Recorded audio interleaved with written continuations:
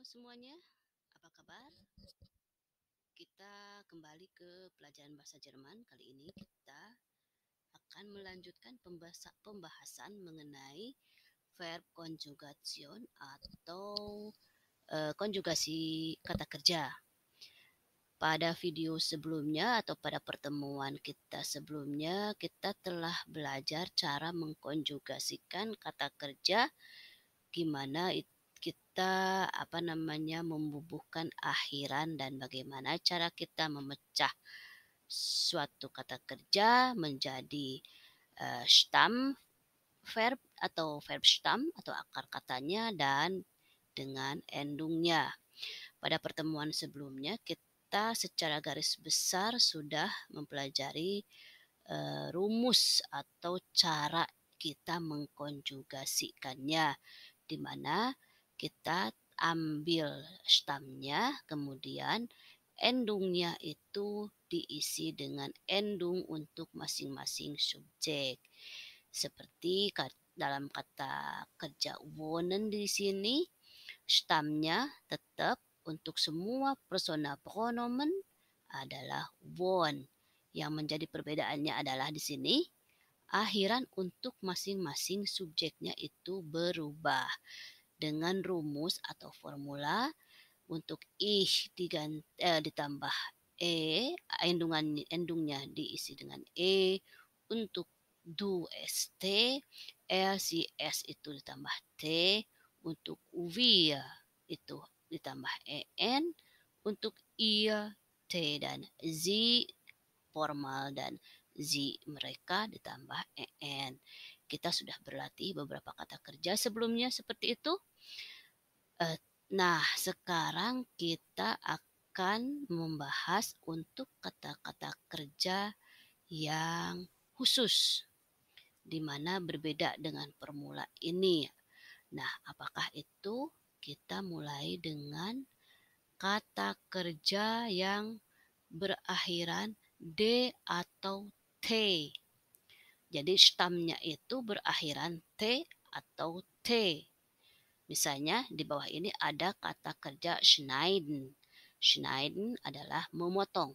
Misalnya ich schneide meine Haare. Saya memotong rambut saya. Nah, dari schneiden ini kita sudah tahu bahwa stamnya atau kata atau akar katanya adalah schneid, di mana berakhiran D dan endungnya adalah en. Begitu juga dengan unterrichten. Unterrichten stamnya adalah Unterricht dan endungnya adalah en. Satu lagi, salah satunya adalah dengan kata kerja arbeiten.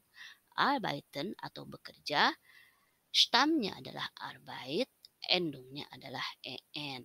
Nah, untuk kata-kata kerja yang berakhiran D dan T ini, bagaimana cara kita mengkonjugasikannya? Nah, ini kita harus ekstra mempelajarinya karena berbeda dengan formula yang sebelumnya kita pelajari.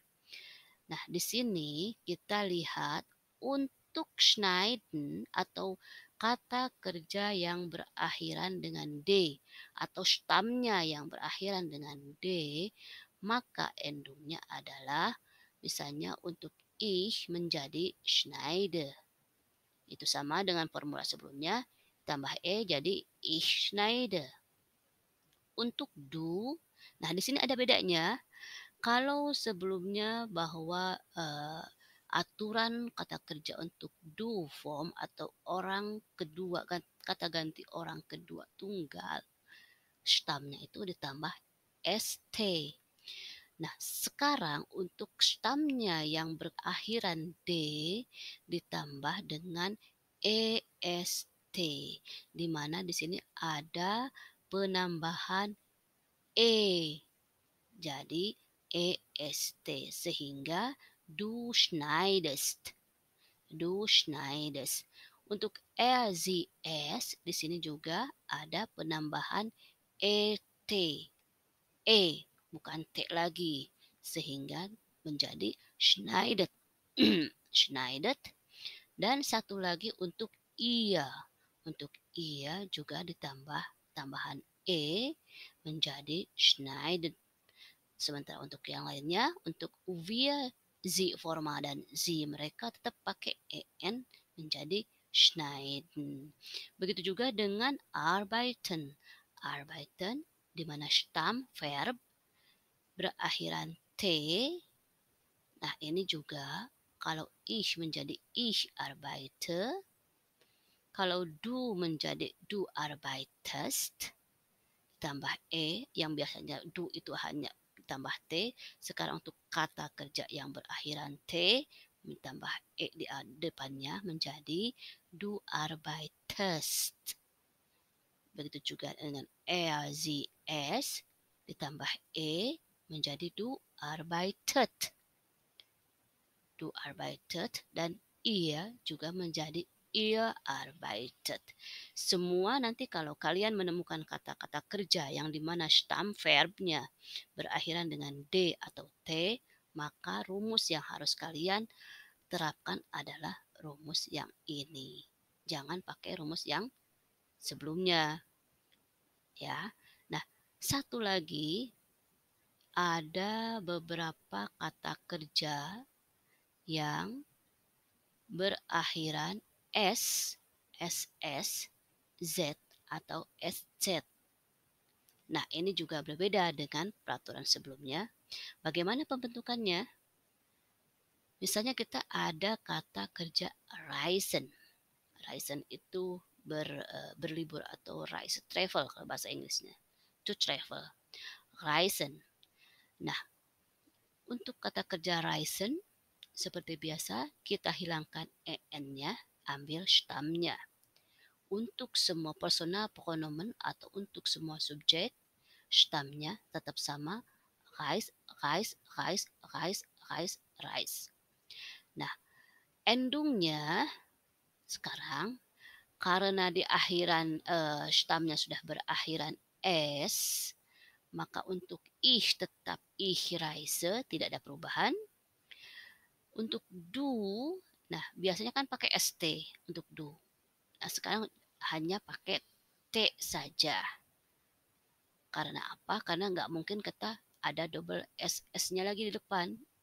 Kalau tambah s lagi, maka untuk du ditambah t, s juga ditambah t menjadi sie reist, reist, es reist, dan untuk ia juga ditambah t saja, reist. Jadi yang berubah adalah hanya di do. Yang biasanya pakai st, sekarang pakai t saja. Begitu juga untuk kata kerja yang berakhiran dengan z. Z misalnya tanzen menjadi ich tanze, du tanzt, sie es tanzt, wir tanzen, ihr tanzt, sie formal und sie mereka adalah tanzen. Dan yang lainnya. Bisa kalian nanti ingat. Kalau misalnya bertemu dengan kata kerja yang berakhiran s, ss, z ataupun sz, memakai aturan yang ini.